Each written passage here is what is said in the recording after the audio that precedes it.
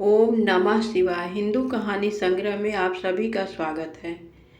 दोस्तों, आज शनि अमावस्या के दिन बहुत ही रोचक कहानी लेकर आए हैं। 3 पनौती अमावस्या की कहानी। अमावस्या व्रत कथा इस प्रकार है। एक गांव में सास और बहू अकेले रहते थे और उनका बेटा विदेश में कमाने के लिए गया था। सास और बहू बहुत अच्छे से रहते थे, दोनों एक दूसरे की देखभाल करते थे।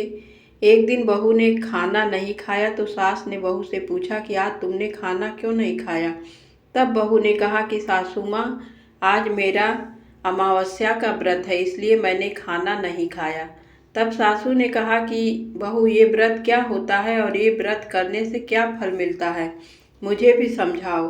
तब बहू ने कहा कि सासू माँ, 3 पनौती अमावस्या का व्रत करने से बहुत पुण्य मिलता है।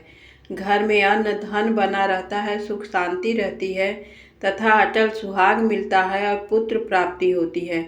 इस व्रत में प्रत्येक वर्ष अलग अलग खाना खाया जाता है और विष्णु भगवान के मंदिर में चढ़ावा चढ़ाया जाता है या फिर किसी ब्राह्मण को दान दिया जाता है। इस व्रत में पहले साल शक्कर, घी और चावल से बना खाना खाया जाता है। पहले साल व्रत पूर्ण होने के बाद 1.25 किलो चावल और 1 कटोरी घी तथा 1 कटोरी शक्कर का दान किसी ब्राह्मण को दान दिया जाता है। दूसरे साल जौ, घी और शक्कर से बना खाना खाया जाता है।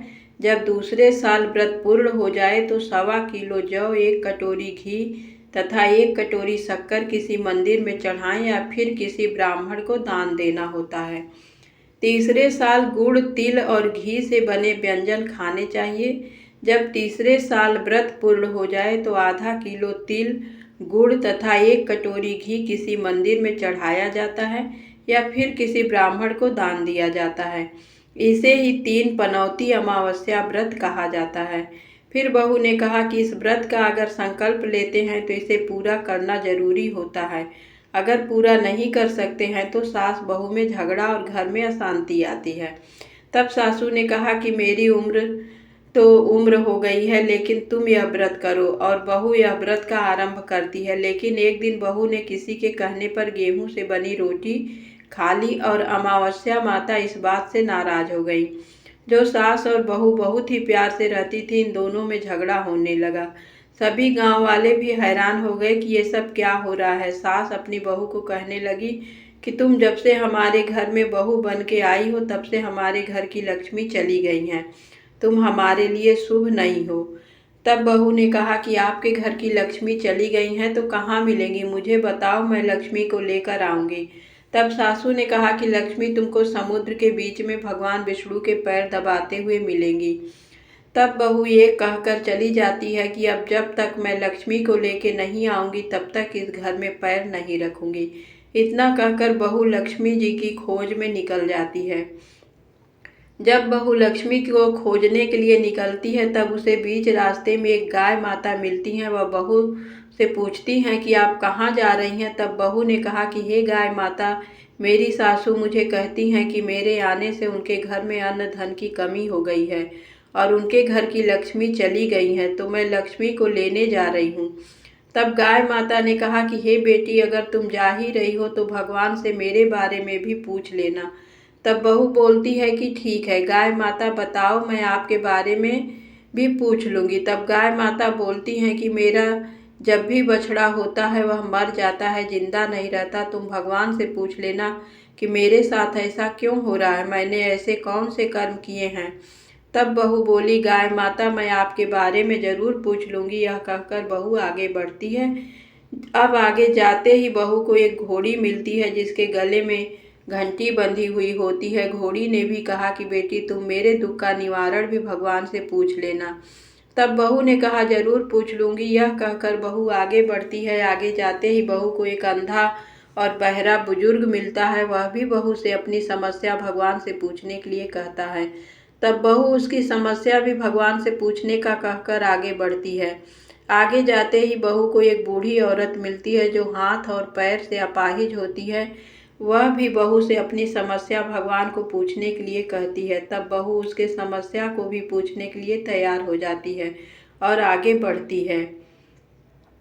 आगे जाते ही बहू थक जाती है और एक आम के पेड़ के नीचे बैठ जाती है। तब आम का पेड़ खुश होकर बहू से पूछता है कि बेटी, तुम कहाँ से आई हो और कहाँ जा रही हो। तो वह बहू बताती है वह लक्ष्मी को लेने जा रही हैं। तब पेड़ भी अपनी समस्या भगवान को पूछने के लिए कहता है कि मेरे पेड़ पर लगे आम खट्टे ही क्यों होते हैं, इस बारे में भगवान को जरूर पूछना। तब बहू उसकी समस्या लेकर आगे बढ़ती है। आगे जाते ही बहू को एक तलाई मिलती है। वह भी बहू को बताती है कि तुम भगवान से पूछना कि मेरे तलाई का पानी इतना मैला क्यों है, कोई भी इसे नहीं पीता है। तब बहू कहती है जरूर पूछ लूंगी और कहकर आगे बढ़ती है। बहुत दिन जंगल में चलते चलते बहू थक जाती है। उसे भूख भी लगी होती है, लेकिन खाने को कुछ नहीं मिलने से वह थक जाती है और जंगल में बेहोश हो जाती है। उसी समय भगवान विष्णु और माता लक्ष्मी वहां विचरण करते हुए आते हैं। तब माता लक्ष्मी विष्णु जी से कहती हैं कि हे नाथ, यह आपकी बहुत बड़ी भक्त है, आप इसके दुखों का निवारण करो। तब भगवान विष्णु कहते हैं कि संसार में बहुत जीव दुखी हैं, सभी अपने अपने कर्मों का फल भोग रहे हैं, किस किस के दुख का निवारण मैं करूं। तब माता लक्ष्मी ने विष्णु से विनती की और कहा वह भूखी प्यासी है और इसे यहाँ अगर ऐसे ही छोड़ दिया तो जंगली जानवर उसे अपना शिकार बना देंगे। माता लक्ष्मी की बात सुनकर भगवान विष्णु एक साधु का वेश धारण करते हैं और बहू के पास जाते हैं और होश में लाते हैं। बहू के होश में आते ही साधु वेश में भगवान उससे पूछते हैं कि वह यहाँ क्यों आई है और कहाँ जा रही है। तब वह पूरी बात बताती है। उसकी बात सुनकर भगवान विष्णु और माता लक्ष्मी प्रकट होते हैं। उनके साथ अमावस्या माता भी प्रकट होती हैं।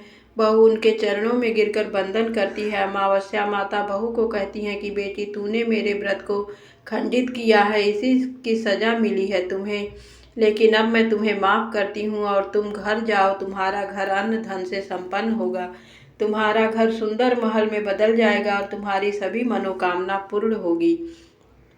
ये सब होने के पश्चात वह रास्ते में जो भी मिला उन सभी के दुखों का निवारण करने के लिए विनती करती है। तब भगवान विष्णु बोलते हैं कि गाय ने कभी अपना दूध किसी को नहीं पिलाया, उस वजह से उसके बछड़े जिंदा नहीं रहते हैं। तुम उसका दूध पी लेना, जिससे उसके बछड़े जिंदा रहने लगेंगे। घोड़ी पिछले जन्म में आटा पीसने वाली महिला थी। वह किसी को आटा पीस के नहीं देती थी, इसलिए उसके गले में चक्की के पाट बंधे हुए हैं। तुम उसके पाट खोल देना, वह बिल्कुल ठीक हो जाएगी। बुजुर्ग कभी भगवान के मंदिर नहीं गया और ना ही उसने कभी भगवान के भजन सुने। तुम उसको मंदिर ले जाना और दर्शन करवा देना, वह ठीक हो जाएगा। बुजुर्ग महिला जो थी उसने कभी भी अपनी जवानी में दान पुण्य नहीं किया, इसलिए उसे यह सजा मिली है। तुम उससे दान करवा देना तो उसकी विकलांगता दूर हो जाएगी। उस आम के पेड़ ने कभी किसी बच्चे को अपने आम खाने नहीं दिए, इसलिए उसके सभी आम खट्टे होते हैं। तुम उस पेड़ का आम खा लेना, फिर उस पेड़ पर मीठे आम आएंगे। तलाई का पानी पिछले जन्म में देवरानी जेठानी थी, वह हमेशा झगड़ती रहती थी, इसलिए उसका पानी मैला है। तुम उसका पानी पी लेना, वह तलाई शुद्ध हो जाएगी। बहू ने भगवान विष्णु, माता लक्ष्मी और अमावस्या माता को नमन करके घर जाने के लिए निकलती है और रास्ते में उसे जो जो भी मिला उनके सभी समस्या भगवान के कहा अनुसार दूर करती है। सभी उसे आशीर्वाद देते हैं। घर जाते ही उसका घर एक सुंदर महल में परिवर्तित हो जाता है तथा घर में अन्न धन भरा मिलता है। अब बहू सासू से कहती है कि सासू माँ, आपने सच कहा था, मैं आपके लिए शुभ नहीं हूँ। मेरे जाने से ही आपके घर में लक्ष्मी आई हैं। अब आप यहाँ रहें, मैं मरने जा रही हूँ। तब सासू ने कहा कि हे बेटी, यह सब तुम्हारे पनौती अमावस्या व्रत का फल हमें मिला है। तुम यहाँ पर ही रहोगी, कहीं नहीं जाओगी। और सास बहू खुशी खुशी रहने लगे। एक दिन उनका बेटा भी विदेश से लौट आया और घर में यह सब देखा। तब उसकी माँ ने सब बात उसे बताई। इस तरह वह लोग खुशी खुशी रहने लगे। हे अमावस्या माता, जैसे आपने बहू और सास के दिन लौटाए, वैसे सबको देना। कथा सुनने वाले और कहने वाले सभी की मनोकामना पूर्ण करना। धन्यवाद।